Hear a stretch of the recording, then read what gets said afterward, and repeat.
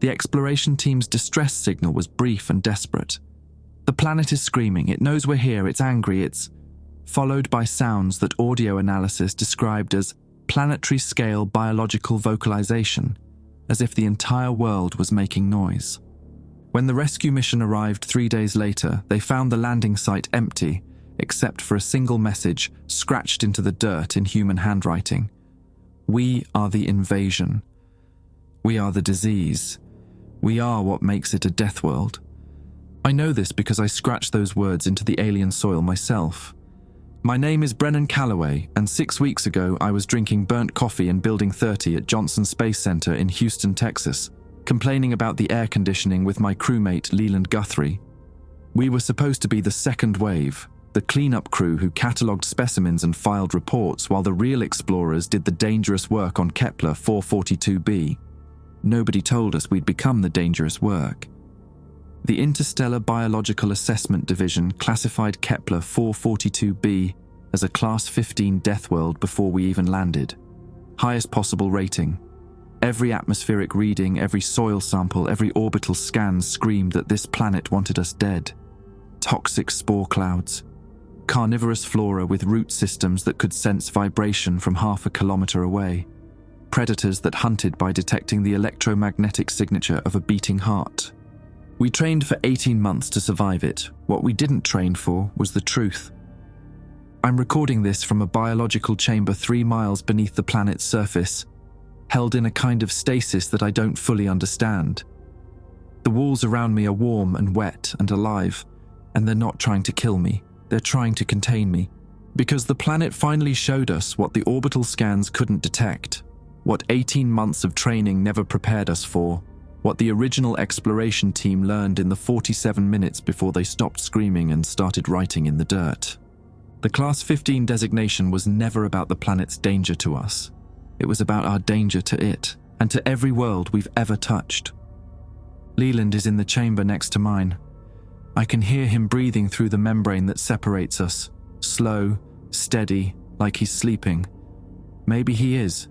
Maybe that's easier than remembering what we saw when the planet opened itself up and showed us the infection we'd been carrying in our blood, our breath, our goddamn DNA since the day we were born. The rescue team will be here in approximately 6 hours. They'll find us. They'll try to extract us, and the planet will do what it has to do to protect itself from the disease that keeps coming back. I need to explain how we got here. I need someone to understand. Because if the rescue team doesn't listen, if they take us home, Earth won't be the only death world anymore. 6 weeks earlier, the descent module punched through Kepler 442b's atmosphere like a fist through wet paper. The hull screamed. The viewports went orange, then white, then a sickly green that none of us had seen in any simulation. "That's not in the training manual," Leland muttered from the seat beside me, his knuckles bloodless against the armrests. I wanted to tell him it would be fine, that we trained for this. That the Interstellar Biological Assessment Division wouldn't have sent us to a Class 15 without preparing us for every possible scenario. But I was too busy watching the readings on my console go absolutely insane. The atmospheric sensors were detecting compounds that shouldn't exist together, methane and free oxygen in concentrations that should have ignited the moment we entered the thermosphere. Nitrogen levels spiking and dropping in waves like the planet was breathing, and underneath it all a low-frequency vibration that the computer kept trying to classify as seismic activity, but couldn't quite pin down. "Brennan!"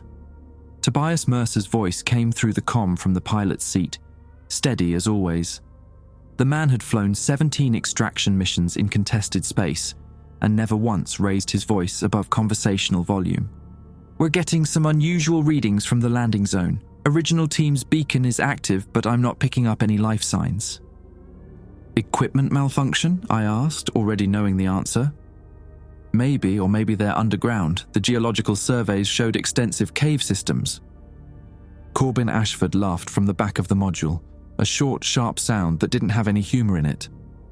Corbin was our xenobiologist, a wiry man from Galveston who'd spent 15 years cataloguing alien bacteria on Europa and never found anything more exciting than single-celled organisms.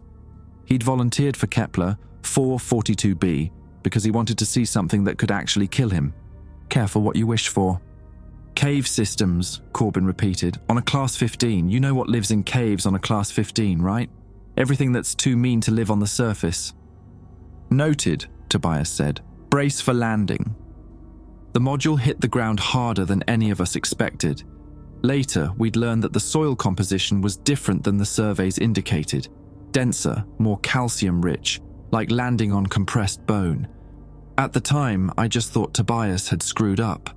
I unbuckled and moved to the porthole while the others ran post-landing checks. Outside, Kepler 442b stretched toward a horizon that seemed too close, too curved, like we'd landed on a world that was holding its breath. The vegetation, if you could call it that, was the color of dried blood, tall stalks with bulbous tips that swayed in a wind I couldn't hear through the hull. Atmospheric seal check, Leland announced. We're good. External temperature is 18 Celsius, humidity at 62%. Breathable if we had to, but the spore count is off the charts. Suits stay on. Copy that. I pulled my helmet from the overhead compartment and tried to ignore the way my hands were shaking. Not from fear, from something else. An anticipation I couldn't explain, like my body knew something my brain hadn't figured out yet. We'd been on the ground for 4 minutes when the first anomaly hit. Corbin was calibrating the external sensors when he stopped mid-motion, his gloved hand hovering over the console. Brennan, come look at this. I crossed the module and leaned over his shoulder. The screen showed a topographical map of our immediate surroundings, overlaid with biological signatures. Standard stuff. The red stalks outside registered as low-level plant life. Some subsurface organisms that the computer tagged as possible root systems. But there was something else, something the computer couldn't classify. A massive biological signature roughly 2 kilometers in diameter centered directly beneath our landing site. That's not a cave system, I said. No, Corbin's voice had gone flat. That's an organ. Tobias appeared beside us, his face unreadable behind his visor. An organ. Liver, maybe, or something analogous. The planet's crust isn't crust, it's tissue. We landed on something alive. The module shuddered just once, just enough to make all of us grab for handholds. That felt like a heartbeat, Leland whispered. Don't be dramatic, Tobias said, but he was already moving toward the pilot's console. I'm running a full geological scan. There has to be a rational explanation. There was, we just weren't ready to hear it. I looked out the porthole again at the swaying red stalks, at the too close horizon, at the pale sky that seemed to press down on us like a weight. And I noticed something I'd missed before. The stalks weren't swaying randomly, they were all leaning the same direction, toward us. Tobias, I said slowly. The original team's last transmission. What exactly did they say before the screaming started? He didn't look up from his console. They said the planet was angry, that it knew they were there. And we thought that was metaphorical. We hoped it was metaphorical. The stalks leaned closer. I could see the bulbous tips now, swollen and glistening, like blisters about to burst. I think, Corbin said quietly, we should get back in the air. But the module's engines were already cycling down, entering the automatic cooldown sequence that would take 6 hours to complete. Standard procedure, safety measure. The kind of thing that made perfect sense when you weren't sitting on top of something that was starting to wake up. The ground beneath us shuddered again, longer this time, rhythmic, not a heartbeat, I realized. A warning. We waited 3 hours before anyone suggested going outside. The ground had stopped shuddering after the first 20 minutes, settling into an uneasy stillness that felt worse than the movement. Corbin spent the time analyzing soil samples from the module's external collectors, muttering to himself in a way that made Leland increasingly nervous. Tobias ran system checks with the methodical patience of a man who'd learned long ago that panic was just wasted energy. I watched the stalks. They'd stopped leaning toward us after the first hour. Now they stood perfectly straight, their bulbous tips pointed at the sky like soldiers at attention, waiting. The original team's beacon is still transmitting, Tobias finally said, breaking a silence that had stretched too long. 400 meters northwest. If they went underground, that's where they entered. And if they didn't go underground? Leland asked. Nobody answered. I'll go, I said, surprising myself. Corbin, you're with me. Tobias, keep the module ready for emergency departure. Leland, monitor our vitals and the atmospheric readings. Anything changes, you tell us immediately. Brennan. Tobias's voice carried a weight I'd never heard from him before. The original team had 6 members, all of them trained for Class 15 environments, all of them armed, and they lasted 47 minutes before they started screaming. I know. So what makes you think we'll do better? I didn't have an answer, but staying in the module, waiting for the 6-hour cooldown while the planet decided what to do with us, that wasn't an option either. The airlock cycled open with a hiss that sounded almost biological, like an exhale. Corbin stepped out first, his boots sinking slightly into the reddish soil. He took 3 steps, then stopped. It's warm, he said. The ground. It's body temperature. I followed him out and felt it immediately, a subtle heat radiating up through my boots, through the supposedly insulated material, into the soles of my feet, like standing on skin. The red stalks towered around us, easily 4 meters tall. Up close, I could see that they weren't plants at all. The surface was smooth, almost rubbery, with visible capillaries running just beneath the outer layer. The bulbous tips pulsed slowly, rhythmically, in a pattern that matched the distant throbbing I could feel through the ground. They're connected, Corbin whispered. All of them, to whatever's underneath us. We moved northwest, following the beacon signal. The stalks parted as we walked, not dramatically, not quickly, but just enough to let us pass, like the planet was guiding us somewhere, or herding us. The original team's landing site came into view after 10 minutes of walking. Their module was intact, sitting in a shallow depression that looked almost like a crater. No signs of damage, no signs of struggle, just an empty vessel with its airlock hanging open. Life signs? I asked over the comm. Nothing, Leland's voice crackled back. The module's systems are still running, but there's nobody inside. Brennan, the soil composition around you is changing. Higher concentration of calcium and phosphorus. A lot higher. Bones, I thought, but didn't say. The soil is made of bones. Corbin was already at the other module's airlock, scanning the interior with his handheld unit. Personal effects are still here. Weapons too. Whatever happened, they didn't fight it. Or couldn't. I walked the perimeter of the landing site, looking for any sign of where the team might have gone. That's when I found the message, scratched into the hardened soil near the module's rear thrusters, in handwriting that was shaky but unmistakably human. We are the invasion. We are the disease. We are what makes it a death world. Corbin, over here. He joined me, reading the words in silence. Then he crouched down, running his scanner over the scratches. Written approximately 72 hours ago, he said. Same time frame as their last transmission. Whoever wrote this did it right before they went quiet. What the hell does it mean? I don't know, but look at this. He pointed to something I'd missed. A trail of disturbed soil leading away from the message toward a dark opening in the ground about 30 meters away. They went underground, voluntarily based on the footprint pattern, no dragging, no signs of coercion. The opening looked like a wound.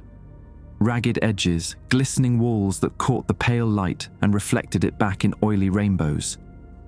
As we approached, I could feel warm air rising from the depths, carrying a smell that was almost familiar. Copper and salt and something organic. Brennan. Leland's voice was tight. Your heart rate just spiked.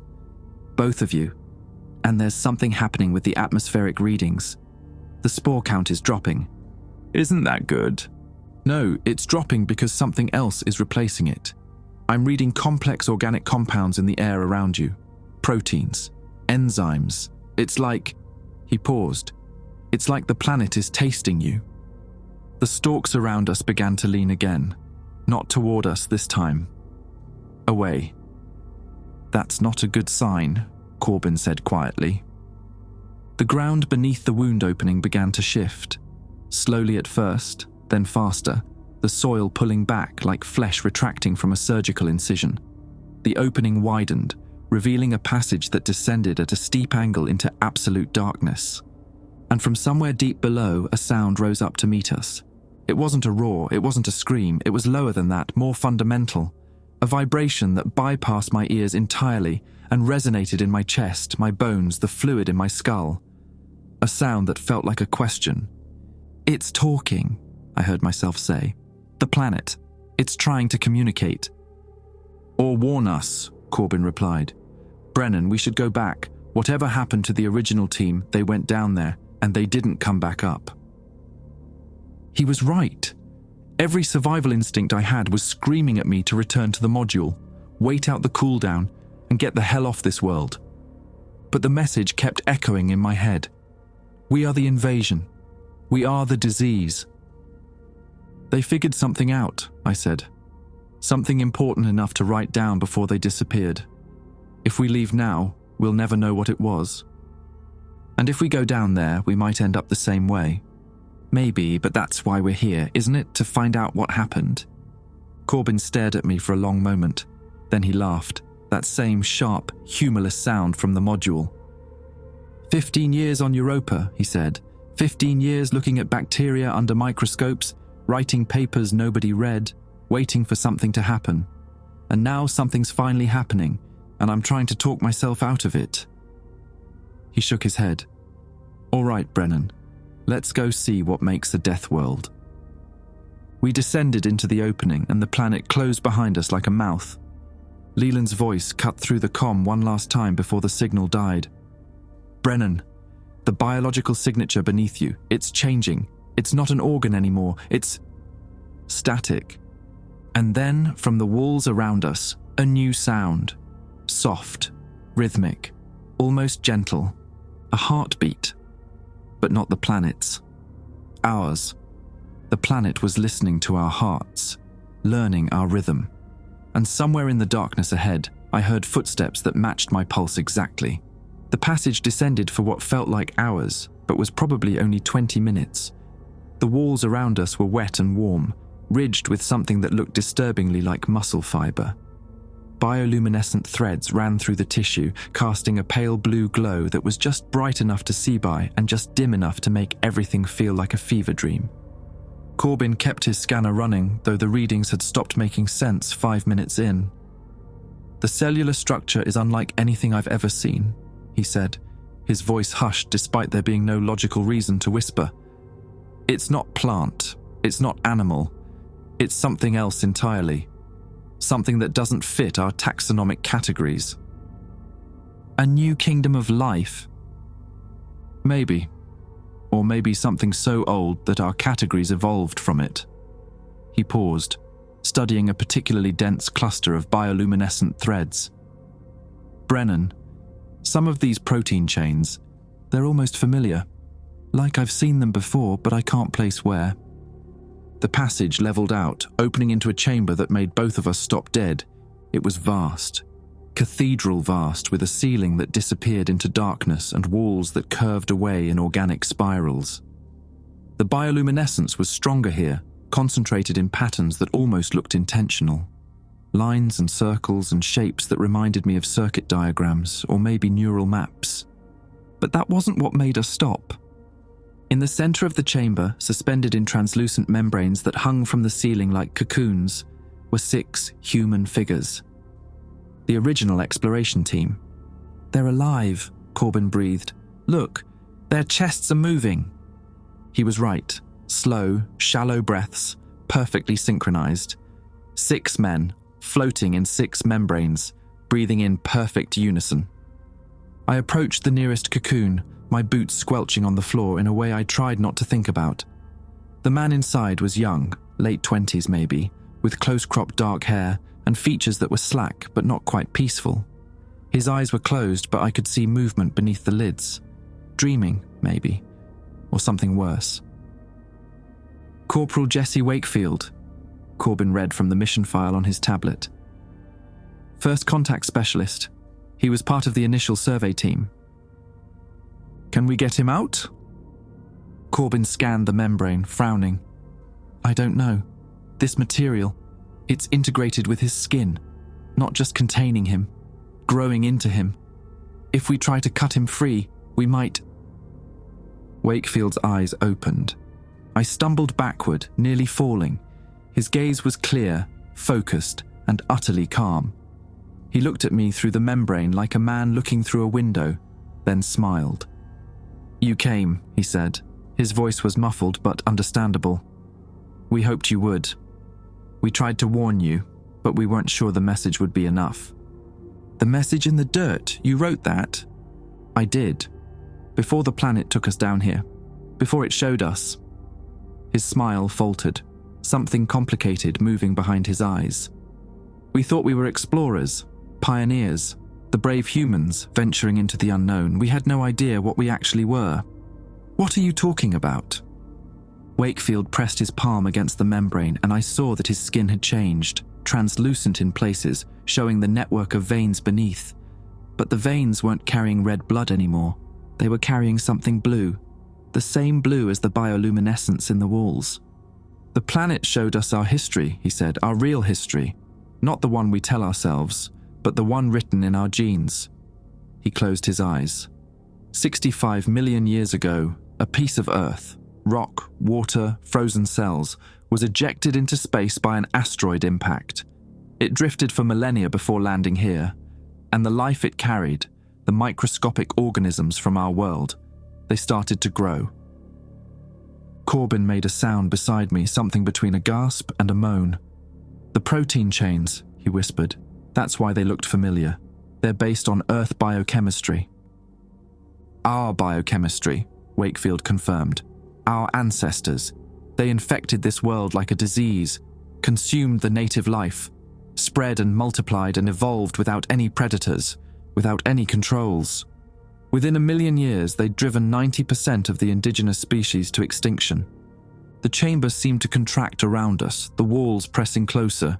Or maybe that was just my perception, warping under the weight of what he was saying. "The planet fought back," Wakefield continued. "It evolved defenses, toxins, predators, environmental hazards designed specifically to kill Earth-origin life. It learned to recognize our genetic signature and destroy anything that carried it." He opened his eyes again, and there was something like pity in them. "The Class 15 designation isn't wrong, Brennan. This world is deadly, but not because it's hostile, because it's defending itself against us." "We're the Deathworld," I said, the realization hitting me like a physical blow. "Earth, humanity, we're the threat it evolved to fight. Every lethal creature on this planet, every toxic plant, every environmental hazard, they're antibodies, immune responses to an infection that nearly killed the entire biosphere." Wakefield's voice was gentle now, almost apologetic. "And when we landed, when we stepped onto its surface with our Earth-origin DNA and our Earth-origin microbiomes, the planet recognized us. It knew what we were, what we'd always been." "So why didn't it kill you?" Corbin demanded. "You're still alive, all 6 of you." "Because the planet isn't cruel, it's not vengeful, it just wants to survive." Wakefield gestured at the membranes, at his transformed body. "It's trying to find a way to neutralize us without destroying us, to cure the infection instead of killing the host." He smiled again, sad and strange. "We volunteered for this.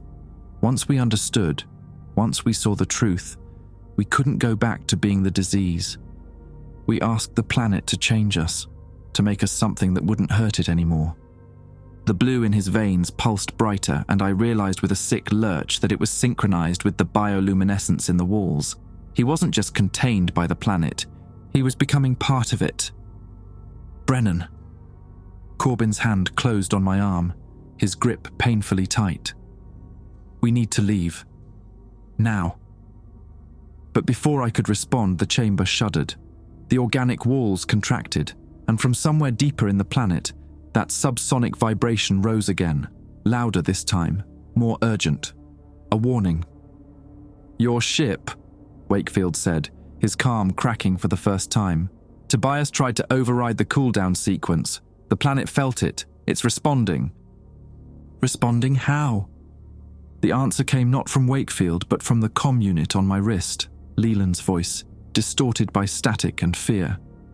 Brennan, the ground is opening up around the module. Something's coming up from below. Tobias is trying to get us airborne, but the landing struts, they're being pulled down. We can't." The transmission dissolved into screaming, not Leland's voice, Tobias's. A sound I'd never heard from the unshakable pilot, a sound of absolute terror that cut through me like a blade. Then silence. "No," the word came out of me broken. "No, no, no." I ran. Back through the passage, back toward the surface, Corbin's footsteps pounding behind me. The walls seemed to flex around us, the bioluminescence dimming and brightening in patterns that felt almost sympathetic, almost sorry. We emerged from the wound opening to a scene that stopped my breath. The module was gone, not destroyed, consumed. The ground where it had stood was smooth now, unbroken, as if the vessel and everyone inside it had simply been absorbed into the planet's flesh. No debris, no wreckage, no sign that Tobias and Leland had ever existed. Just a patch of warm, living soil, already beginning to sprout new red stalks. Corbin fell to his knees. I stood there staring at the place where my crewmates had been, feeling something crack open in my chest that would never heal. We were stranded. No ship, no communication, no way home. And somewhere beneath our feet, the planet was digesting the first casualties of an ancient war we hadn't known we were fighting. I don't know how long we stood there. Time had become slippery, unreliable, measured only by the slow pulse of the ground beneath our feet and the rhythm of our own ragged breathing. Corbin was the first to speak. "We should go back down." "What?" "The chamber, Wakefield and the others. They're the only ones who understand what's happening here, and right now, they're the only chance we have." He was right, but the thought of descending back into that living passage, of facing the men who'd chosen to become something other than human, while my crewmates were being digested beneath our feet, it made something in my gut twist sideways. "Tobias and Leland," I said, "are they dead?" "I don't know." Corbin's voice was flat, clinical, the xenobiologist retreating into objectivity because the alternative was collapse. "The planet absorbed the module, but that doesn't necessarily mean it killed them. You heard Wakefield, it's trying to neutralize us, not destroy us." "That's supposed to make me feel better." "It's supposed to make you think." He stood up, brushing alien soil from his knees. "The planet had every opportunity to kill us in that passage. It didn't. It let us find Wakefield, let us hear the truth. Why would it do that if it just wanted us dead?" I didn't have an answer. The red stalks around us swayed gently, and I noticed for the first time that they'd formed a loose circle, boxing us in without quite touching us, watching, waiting. "Fine," I said. "We go back down." The passage was still open, the wound edges glistening in the pale light. As we descended, I noticed changes. The bioluminescent threads were brighter now, pulsing in complex patterns that almost looked like language. The walls had smoothed out, the muscle fiber texture giving way to something that resembled polished stone.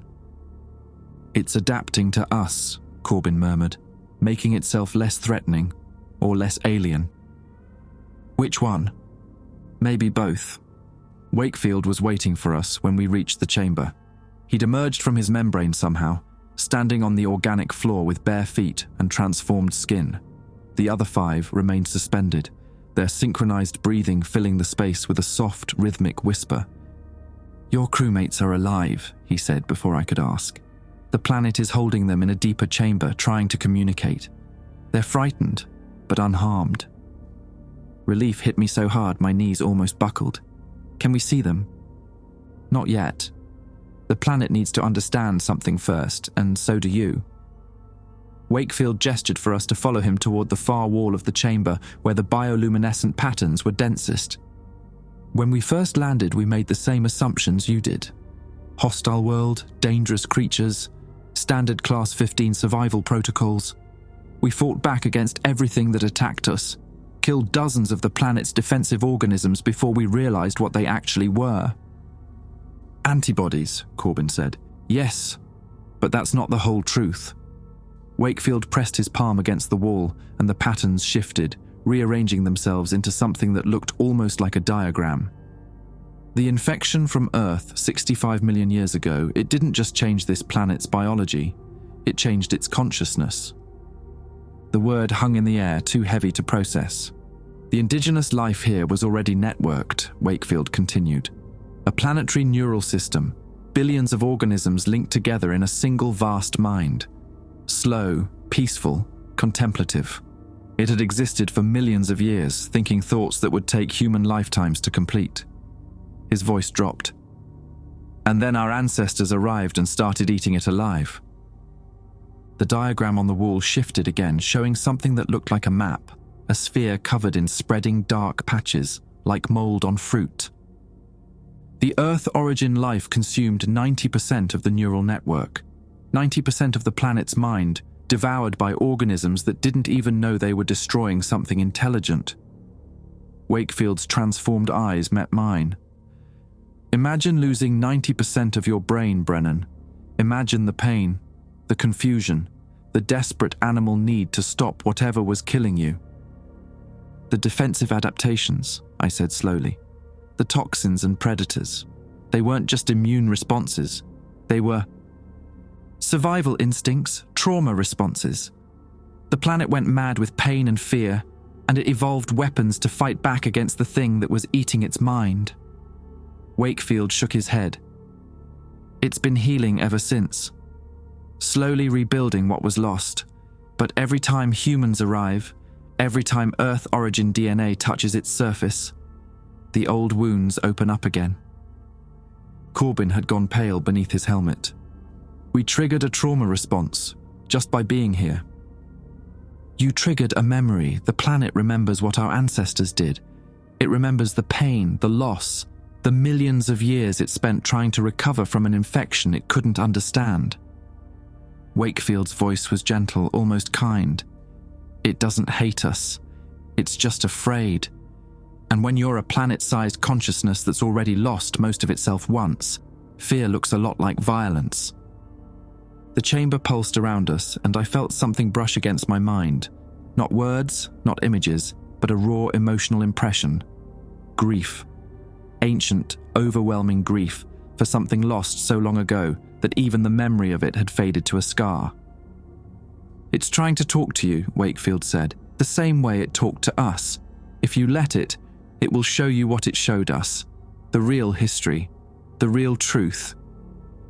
And if we don't want to see it, then you'll stay what you are, the disease, the infection, the thing it has to fight. He stepped closer, and I could see the blue veins pulsing beneath his translucent skin. The rescue team will be here in a few hours. When they land, the planet will respond the same way it responded to your module. More fear, more violence, more death on both sides, in a war that neither species actually wants to fight. What's the alternative? Wakefield smiled, and for a moment he looked almost human again. Let the planet show you what it sees when it looks at humanity. Let it explain what it needs, and then decide, not as explorers, not as scientists, but as representatives of our entire species, whether we're willing to change. The bioluminescent patterns on the wall began to spiral, forming a shape that looked almost like an outstretched hand. The planet is offering a truce, Wakefield said, a chance to end a 65 million year war that we didn't even know we were fighting, but it needs to trust that we won't hurt it again. And for that to happen, someone has to go deeper. Someone has to let the planet inside their mind, the way we did. Corbin and I looked at each other. In his eyes, I saw the same impossible calculation I was running in my own head. The weight of 2 crewmates still alive somewhere below us. The approaching rescue team that would trigger another massacre, and the terrifying offer being extended by a consciousness older than human civilization. How long do we have? I asked. Until the rescue team arrives, approximately 5 hours. Wakefield's expression was unreadable. Until the planet decides you're too dangerous to keep alive? That depends entirely on what you do next. The hand on the wall pulsed once, twice, waiting for an answer. I'll do it. The words left my mouth before I'd fully decided to say them. Corbin's head snapped toward me, his expression caught somewhere between relief and horror. "Brennan, we don't know what that means. Letting an alien consciousness into your mind. We know exactly what it means. We've been looking at it since we got here." I gestured at Wakefield, at the 5 men still suspended in their membranes. They're still themselves, still human, mostly, and they're the only ones who figured out how to stop the killing. They're also partially fused with an alien planet. That's not a minor side effect. Neither is extinction. I turned to Wakefield. "If I do this, if I let the planet in, can I still communicate with the rescue team? Can I warn them before they land?" Wakefield considered the question. "The connection isn't instantaneous. The planet thinks slowly, in geological time. Translating its thoughts into something a human mind can process takes hours, sometimes days." He paused. "But once the connection is established, you'll have access to the planet's sensory network. You'll be able to feel when the rescue ship enters the atmosphere, and the planet will be able to feel your intentions, your desire to prevent more violence." "That's not a yes. It's the closest thing to one I can offer." Corbin grabbed my arm, pulling me aside. His grip was tight enough to hurt through the suit material. "This is insane. You're talking about fundamentally altering your brain chemistry based on the promises of a man who's already been compromised. How do you know this isn't exactly what the planet wants? Get one of us to volunteer, use us as a vector to infect the rescue team." "If the planet wanted to infect us, it would have done it already. It's had plenty of opportunities." I met his eyes through both our visors. "Corbin, think about what we've learned. This world spent 65 million years recovering from what our ancestors did to it. 65 million years of pain and fear and slow healing. And when we showed up, instead of just killing us, it tried to explain. It could have consumed us the way it consumed the module. Instead, it's asking permission. Asking permission to rewrite your brain. Asking permission to communicate. There's a difference." I pulled my arm free. "Stay here. Monitor my vitals. If something goes wrong, if I become a threat, you'll know what to do." "And what exactly am I supposed to do? We don't have weapons. We don't have a ship. We don't have anything." I didn't have an answer for that. Instead, I turned back to Wakefield. "How does this work?"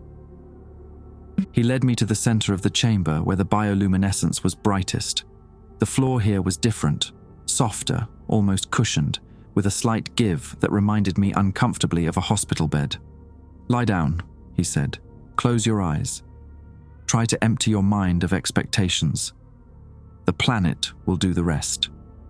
I lowered myself onto the living floor, feeling it adjust to the contours of my body, warm, gentle. Nothing like the hostile Deathworld we'd been trained to survive.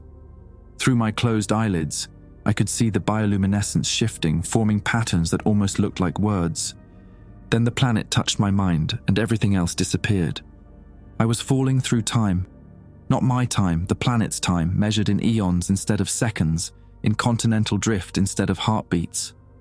I felt the birth of the neural network, billions of simple organisms linking together across millions of years, forming something greater than any individual component. A mind made of living connections, thinking thoughts that spanned centuries. I felt its first moments of self-awareness, the slow dawning realization that it existed, that it could perceive, that the universe contained more than just chemical reactions and evolutionary pressures. Wonder, pure, overwhelming wonder at the simple fact of being alive. And then I felt the impact. A rock from the sky carrying passengers it didn't know it had. Microscopic hitchhikers frozen in ancient ice, preserved across the void between worlds. They thawed in the warmth of the new planet. They multiplied. They fed. The pain was beyond anything I'd ever imagined. Not physical pain. This was deeper, more fundamental. The sensation of pieces of yourself being consumed, connections severed, thoughts interrupted mid-formation and never completed, like having your memories eaten while you were still using them. I felt the planet's confusion, its desperate attempts to understand what was happening. It had never encountered predation before. The concept of one life form destroying another for sustenance was alien to its entire evolutionary history. For millions of years, it simply didn't understand that it was being attacked. By the time it figured out how to fight back, 90% of its mind was gone. Not just sadness, a howling, bottomless loss that made human mourning seem trivial by comparison. The planet had lost most of itself, most of its memories, its thoughts, its capacity for the wonder that had defined its earliest moments of consciousness. What remained was damaged, traumatized, operating on survival instincts that had never been necessary before the infection arrived. I understood now why it had evolved such extreme defenses. Not malice, not hostility, just the desperate animal need of a wounded creature trying to prevent further harm. And beneath the grief, beneath the trauma, I felt something else. Something the planet had been trying to tell us since we landed. Hope. The infection had been contained. The Earth-origin life, our ancestors, had been pushed back to isolated pockets, controlled by the immune responses that the planet had evolved. Slowly, over millions of years, the neural network had begun to rebuild. New connections forming, new thoughts emerging, a mind healing itself one synapse at a time. The planet wasn't dying, it was recovering.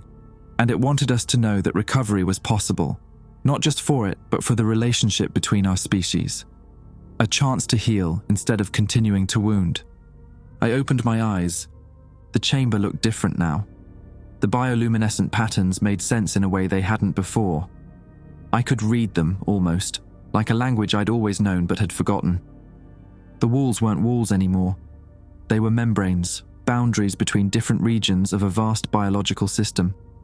And I was inside it, connected to it, feeling the planet's awareness of my presence like a gentle pressure against my consciousness. "Brennan?" Corbin's voice seemed to come from very far away.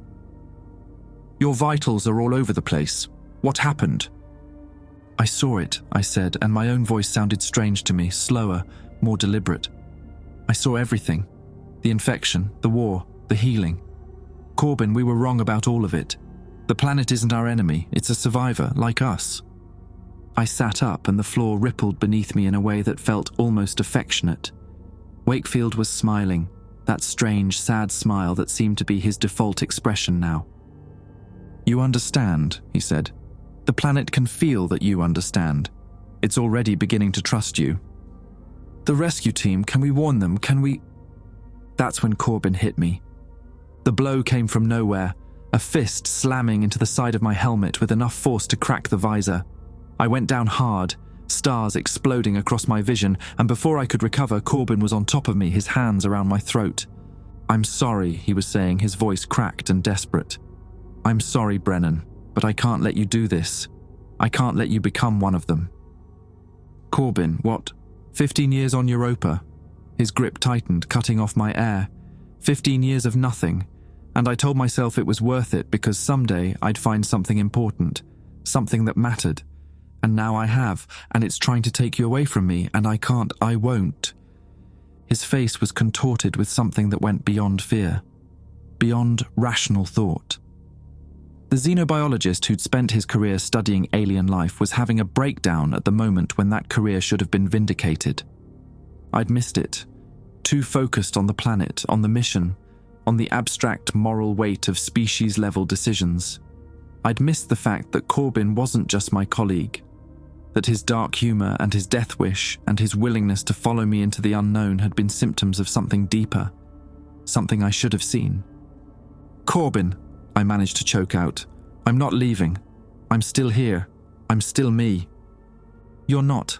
I can see it in your eyes. You're already part of it.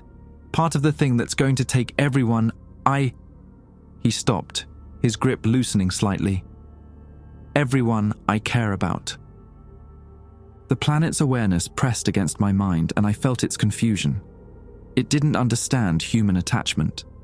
Didn't understand why one of us would hurt another to prevent a transformation that we'd agreed to willingly, but I understood. "Corbin." I reached up slowly and put my hand on his arm. "I know. I should have known before. And I'm sorry I didn't see it." His face crumpled, the rage drained out of him, replaced by something raw and broken. He released my throat and sat back, his shoulders shaking. "I can't lose you," he said. "Not to this. Not to anything. You won't. I sat up, ignoring the pain in my throat, the crack in my visor. But I need you to trust me, the same way I trusted you when you followed me down here. Can you do that? For a long moment, he didn't answer. The chamber pulsed around us, the planet waiting with a patience that spanned geological ages. Then Corbin nodded. The rescue team, I said, turning to Wakefield.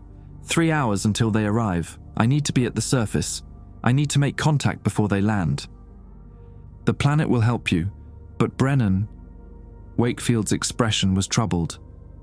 The connection is still new, still fragile.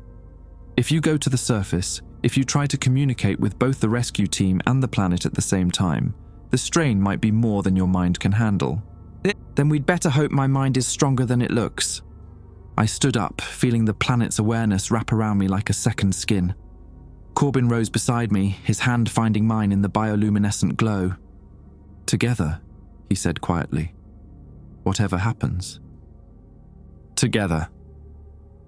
We began the long climb back toward the surface, carrying the weight of 65 million years of history and the desperate hope that we could prevent the next chapter from being written in blood. The passage had changed since we descended. The walls were smoother now, the bioluminescent threads arranged in patterns that guided our way upward like runway lights. The planet was helping us, I realized, actively reshaping itself to make our journey easier. I could feel it thinking, not in words. The planet didn't think in words, but in impressions, images, slow cascades of meaning that washed through my consciousness, like waves against a shore. It was aware of the rescue ship, a bright point of foreign matter entering its atmospheric envelope.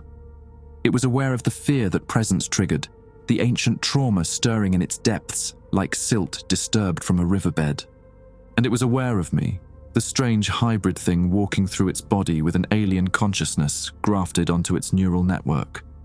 I could feel its curiosity, its hope, its lingering uncertainty about whether I could actually do what I'd promised. Brennan, Corbin's voice pulled me back to my immediate surroundings. You're slowing down. Are you all right? I blinked, realizing I'd stopped walking entirely. My body had gone still while my mind wandered through the planet's vast awareness. Sorry, there's a lot to process. Can you still feel your hands, your feet? I flexed my fingers, wiggled my toes inside my boots. Everything responded, but there was a delay now, a fraction of a second between intention and action that hadn't been there before. Mostly. That's not reassuring. I know. I started walking again, forcing myself to focus on the physical, the give of the organic floor beneath my boots, the warm air against the cracked visor of my helmet, the sound of Corbin's breathing beside me. The connection is still stabilizing. Wakefield said it would take time. Time we don't have. He was right. Through the planet's senses, I could feel the rescue ship descending through the upper atmosphere, its heat signature blooming like a small sun against the cooler background. 2 hours, maybe less. And I still didn't know if I could communicate with them before they landed. We climbed in silence for a while, the passage spiraling upward in long, gradual curves. My mind kept slipping. One moment I was aware of Corbin's hand occasionally brushing mine. The next, I was experiencing the planet's memory of a volcanic eruption 3 million years ago, watching tectonic plates shift with the casual patience of deep time. Tell me something, Corbin said eventually. Something to keep you here. Like what? Anything, a story, a memory, something that matters to you. His voice was strained but determined. I need to know you're still in there, Brennan. That the thing I'm following isn't just the planet wearing your face. The fear beneath his words was raw, barely concealed. I remembered his hands around my throat, the desperation in his eyes, and I understood what he was really asking. Prove you're still human. Prove I didn't lose you anyway. Galveston, I said.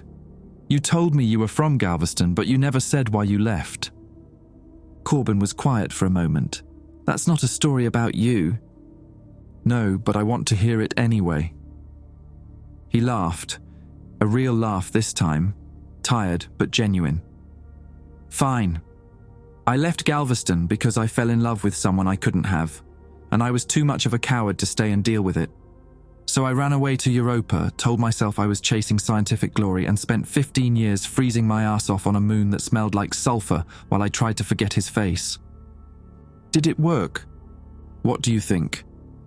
The passage widened ahead of us, pale light filtering down from the surface. We were close now. I could feel the open air above us, the weight of the sky pressing against the planet's awareness like a foreign pressure. His name was Donovan, Corbin continued, his voice softer now. My best friend since we were kids. He married someone else 6 months after I left. Has 3 children now. I looked him up once, about 5 years ago. He looked happy. He paused. I never told him how I felt. Never even gave him the chance to say no. I just decided for both of us that it was impossible, and I ran. Is that why you came here to a class 15? Maybe. Or maybe I was just tired of running from things I couldn't have. He glanced at me sidelong, his expression unreadable in the dim light. And then I met you, and you were so damn sure of yourself, so convinced that you could handle anything the universe threw at you. And I thought, maybe this time, maybe I could be brave enough to stay. The words hung between us, heavy with implication. I wanted to respond, to tell him that I understood, that I'd felt the pull too, even if I hadn't let myself acknowledge it. But my mind was slipping again, the planet's awareness flooding in, and suddenly I was experiencing the rescue ship's descent through atmospheric layers, feeling the heat of re-entry like a fever against my skin. "Brennan!" I gasped, snapping back to my body. We'd reached the surface. I hadn't even noticed the transition. The wound opening had widened into a broad crater, the walls pulling back to expose the red sky above. The stalks that had surrounded us before were gone now, retracted into the soil. The planet was clearing space, making room for what was coming. "The ship," I managed. "It's closer than I thought. Maybe an hour." "Can you reach them? Can you warn them?" I closed my eyes and let myself sink into the connection. The planet's awareness was vast, overwhelming, but somewhere in that immensity I could feel a thread that led outward, toward the approaching vessel, toward the radio frequencies it was broadcasting on. If I could just reach far enough, stretch myself thin enough. Pain lanced through my skull, sharp and sudden. I heard myself cry out, felt Corbin's hands on my shoulders steadying me. "It's too far," I said through gritted teeth. "I can feel them, but I can't. The connection doesn't extend beyond the planet's surface. I'd have to be in direct contact with their communication system. Then we need to get their attention some other way. Make them land somewhere safe, somewhere we can talk to them before the planet reacts." "How? We don't have any equipment. We don't have..." A memory surfaced. Not my memory, the planet's. A location, 3 kilometers northwest, where the first exploration team had cached emergency supplies before their descent into the wound passage. A backup transmitter designed to punch through atmospheric interference. They'd never had a chance to use it. "I know where to go," I said. "The original team left a transmitter, if it's still functional." We ran. The terrain was different now, responding to my awareness of the planet's geography. Paths opened before us, the soil firming beneath our boots, the red stalks parting to let us pass. Corbin stayed close, his hand finding mine whenever I stumbled, pulling me back to physical reality when my mind drifted too far into the planetary consciousness. "Stay with me," he kept saying. "Stay here." The cache was exactly where the planet's memory placed it, a small depression in the ground marked by a ring of darker soil. I dug with my hands, feeling the earth yield easily, and pulled out a sealed case containing the emergency transmitter. Standard issue for deep space exploration, designed to broadcast on all emergency frequencies simultaneously. "Will it work?" Corbin asked. "Only one way to find out." I powered up the transmitter, feeling the planet's awareness recoil slightly at the unfamiliar electromagnetic emissions. It was tolerating this, I realized, allowing it because it understood what I was trying to do. But the tolerance was thin, fragile, stretched over a foundation of ancient fear. "Rescue team, this is Brennan Calloway of the secondary exploration crew. Do you copy?" Static. Then, after an endless moment, a voice. Calloway, this is Captain Virgil Strand of the recovery vessel Adamantine. We have you on sensors. What's your status? Relief flooded through me, so intense it made my knees weak. Captain Strand, listen carefully. Do not attempt standard landing procedures. I repeat, do not land using standard protocols. The planetary surface will respond with lethal force. Calloway, we're reading unusual seismic activity in your area. Are you under attack? No, the planet is not hostile, but it perceives us as a threat. Captain, I know this sounds insane, but I need you to trust me. Land at the following coordinates, power down all systems, and wait for my signal. If you come in aggressively, the planet will defend itself and people will die. A long pause. I could feel the planet's attention focusing on the conversation, trying to understand the rapid exchange of human language. And I could feel something else too. A tremor in the planet's awareness, a stirring of defensive instincts that had nothing to do with the rescue ship. Something was wrong. Calloway, we'll take your coordinates under advisement, but I need to inform you that our mission parameters have changed. Captain Strand's voice had gone flat, professional. Based on telemetry from your module's final transmission, Command has classified this as a recovery and containment operation. We're authorized to use whatever force necessary to extract survivors and secure biological samples. The planet's fear spiked through my consciousness like a blade. It understood, not the words, but the intent behind them, the aggression, the threat. Captain, you don't understand what you're dealing with. This isn't a hostile environment, it's a living consciousness. If you try to take samples, if you try to force extraction, you'll be triggering the same response that killed our module. You'll be starting a war we can't win. Our orders are clear, Calloway. We'll be landing in 43 minutes. Strand out. The connection cut off, leaving me staring at the transmitter in my hands. Beside me, Corbin had gone pale. They're not going to listen, he said. No. I could feel the planet shifting beneath us, defensive systems activating deep in its crust. They're not. 43 minutes. Not enough time to change minds. Not enough time to prevent what was coming, unless I gave the planet something else to focus on, something that would prove beyond any doubt that humans were capable of choosing peace over violence. Corbin, I said slowly, I have an idea, but you're not going to like it. I haven't liked anything about this day. What's one more thing? I took his hand, feeling the warmth of his fingers through both our gloves. I need you to help me surrender. Surrender, Corbin repeated, his voice hollow. You want to surrender to the planet. I want to show them both that we don't have to be enemies. I was still holding his hand, drawing strength from the contact, from the anchor to my own humanity. The rescue team is coming in ready for a fight. The planet is preparing to defend itself. If someone doesn't break the cycle, we're going to watch the same tragedy play out that's been playing out for 65 million years. And you breaking the cycle means what exactly? I gestured at the wound opening behind us, at the organic passage leading down into the planet's depths. Full integration. Not the partial connection I have now, the complete transformation. Wakefield and his team, they're still separate, still contained. But if I go deeper, if I let the planet absorb me entirely, I become proof that humans can choose symbiosis over conquest. You become dead, or close enough that it doesn't matter. Maybe. I squeezed his hand.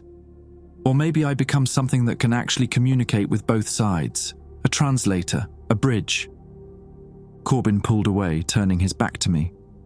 His shoulders were rigid, his breathing harsh. When he spoke again, his voice was thick with something he was trying very hard to control. I didn't follow you down here to watch you disappear. I didn't tell you about Donovan, about 15 years of running, so you could decide to run in a different direction. He spun back around, his eyes bright behind his cracked visor. You asked me to trust you. Fine, I trust you. But trust goes both ways, Brennan. You don't get to make this decision alone. Corbin dash. No, listen to me.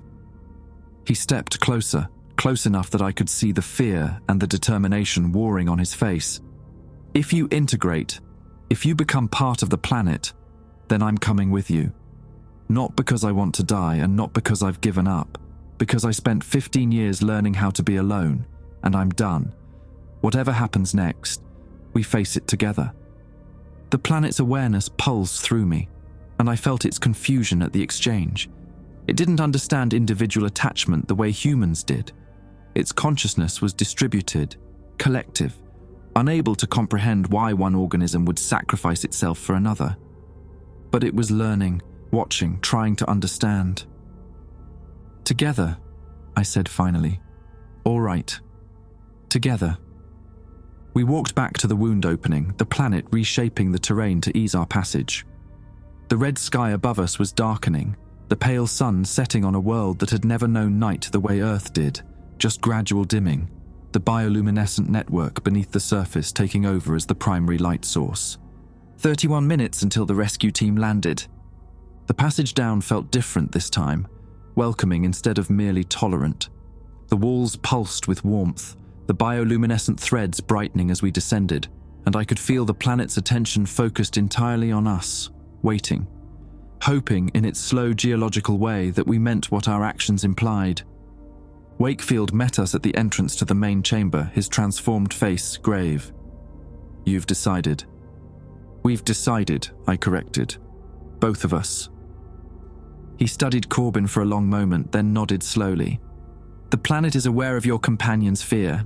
It wants you to know that the process is not painful, disorienting certainly, transformative, but not painful." "That's reassuring," Corbin muttered. "It's meant to be." Wakefield stepped aside, revealing the chamber beyond.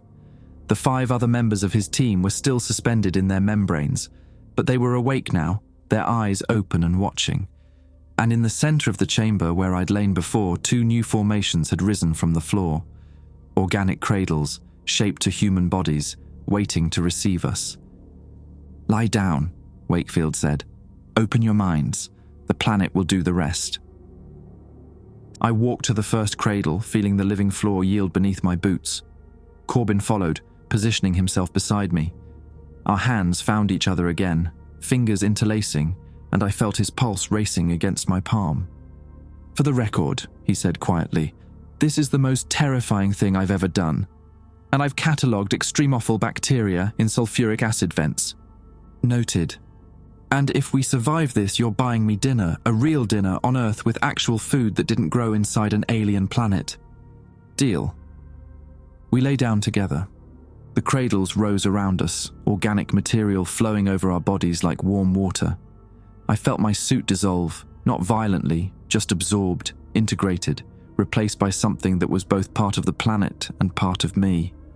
Corbin's hand tightened on mine as the same process began for him, and I held on, refusing to let go even as the boundaries of my body began to blur.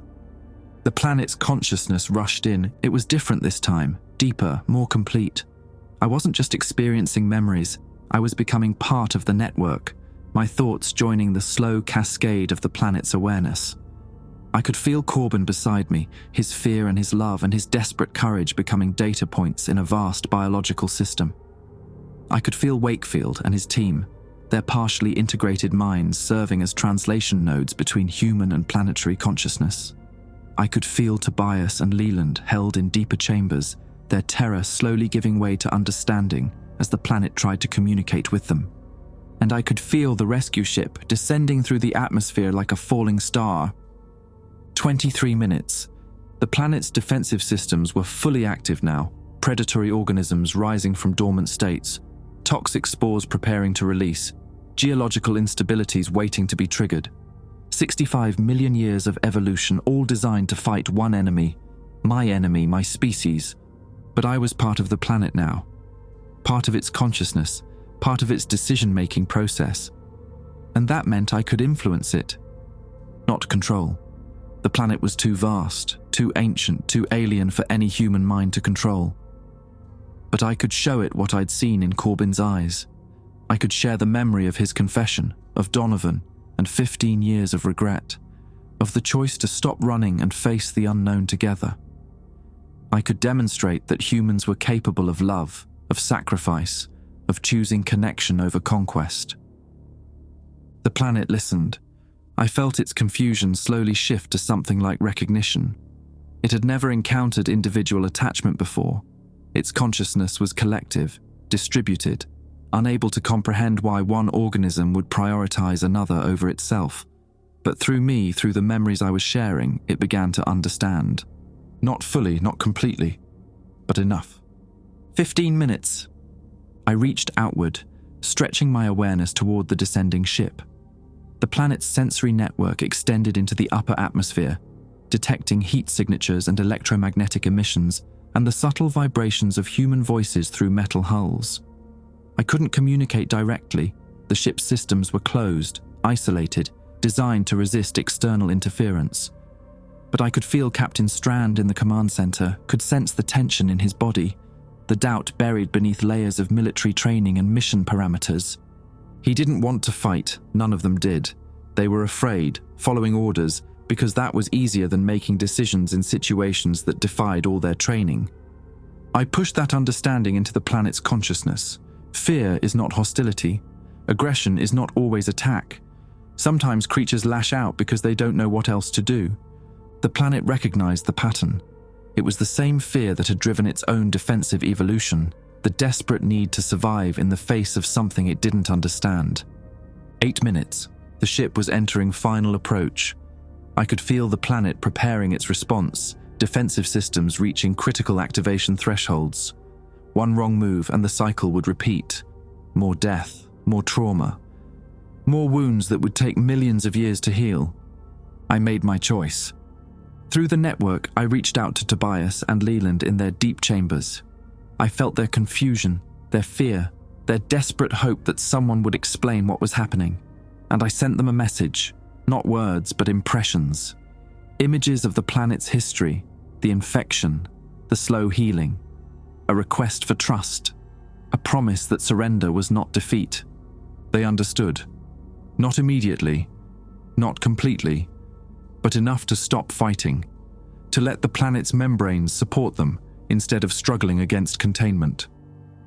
The planet felt their acceptance, felt the tension drain from their bodies, the fear replaced by something cautious but willing. 4 minutes, and then I reached for the rescue ship. Not through technology, through the planet itself, extending its awareness into the thin boundary between atmosphere and space, broadcasting a message on every frequency the planet could generate. Not words, the planet didn't think in words, but emotions, images.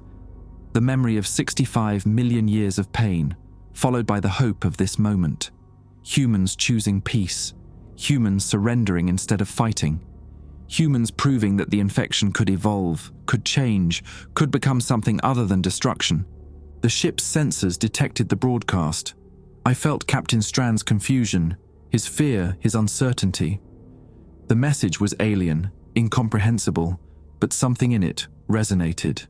Something that bypassed language and spoke directly to the part of him that had never wanted to fight. 2 minutes. The ship's engines shifted configuration. Not an attack pattern, a holding pattern. Hovering instead of descending, waiting. And from somewhere in the command center, I felt Captain Strand make a decision. All units, stand down. We're going to try something different. The planet's defensive systems paused, predatory organisms freezing mid-emergence, toxic spores holding at critical concentration. Not deactivating, waiting, watching. I felt Corbin's hand in mine, his consciousness threaded through the same network that held my own. I felt Wakefield's hope, and Tobias's confusion, and Leland's fragile trust. And I felt the planet, ancient and wounded and slowly healing, choosing to believe that this time might be different. The war wasn't over. 65 million years of trauma couldn't be erased by one moment of connection. But for the first time since my ancestors' cells had landed on this world and started consuming everything they touched, someone had chosen a different path. The ship began its descent, slowly, carefully, with weapons powered down and communication channels open. And the planet, after all those millions of years, decided to let them land. 3 months later, I watched the last transport lift off from the planet's surface through eyes that no longer belonged entirely to me. The negotiations had taken weeks. Captain Strand and his crew working alongside Wakefield's team, and the planetary consciousness that now included Corbin and myself, had established something unprecedented. A formal treaty between humanity and a world we'd accidentally wounded 65 million years ago. No more landings without permission. No biological samples. No colonization attempts. In exchange, the planet would share its knowledge of the ancient infection, help us understand what we carried in our genes, teach us how to be less destructive to the worlds we touched. Tobias and Leland went home on that last transport. They'd chosen to remain human, to carry the memory of what they'd experienced back to Earth. Before he boarded, Tobias had stood in front of me for a long moment, studying my transformed face with an expression I couldn't quite read. "You look peaceful," he'd said finally. "I didn't expect that." "Neither did I." "Will you ever come back? To Earth, I mean." I'd thought about it, felt Corbin's presence in the network beside me, his consciousness threaded through mine in ways that made separation unthinkable, felt the planet's vast awareness stretching beneath us, patient and healing and slowly learning to trust. "I don't think I can," I'd told him, "not the way I am now, but I'll be watching, and if humanity ever needs a translator, someone who understands both sides, I'll find a way to help." Tobias had nodded, and then he'd done something unexpected. He'd hugged me, his arms wrapping around a body that was no longer entirely flesh, holding on for just a moment before pulling away. "Take care of yourself, Brennan, both of you." Now the transport was gone, a bright point of light disappearing into the darkening sky, and I stood on the surface of a world that had become my home. The red stalks swayed around me, no longer leaning toward or away, just existing, part of the same network that held my consciousness. The ground beneath my feet pulsed with the slow rhythm of a planetary heartbeat. Corbin's presence brushed against my awareness, warm and familiar. We didn't need words anymore, not really. We communicated in impressions, emotions, the shared experience of two minds that had chosen to stop being separate. But sometimes words still mattered. "I've been thinking," he said, his voice carried through the network rather than the air, "about what the planet showed us, about Earth." "What about it?" "It's alive too. Not the same way, not conscious like this place, but alive. An ecosystem, a biosphere, a web of connections that we've been treating the same way our ancestors treated this world." A pause, heavy with implication. "We're the infection there too, we just haven't noticed because there's no immune system strong enough to fight back." I felt the truth of it settle into me like a stone dropping into still water. The planet's memories had shown me what unchecked consumption looked like from the outside. And now, through Corbin's words, I was seeing my homeworld with new eyes. Earth wasn't fighting back, it couldn't. It didn't have 65 million years of evolved defenses, didn't have a consciousness capable of recognizing the threat and responding. It was just dying, slowly, quietly. While we called ourselves explorers and pretended we weren't still the disease. Somewhere in the network, the planet felt my grief and responded with something that might have been compassion. It had survived its infection, healed, adapted, found a way forward. Maybe Earth could too, if we let it. The sun set over the horizon, and the bioluminescence rose to meet the darkness, and I stood between two worlds, one that had learned to forgive us, and one that was still waiting for us to understand what we'd done. The stars came out, one by one, and I wondered how many of them we'd already touched, and how many of them were screaming,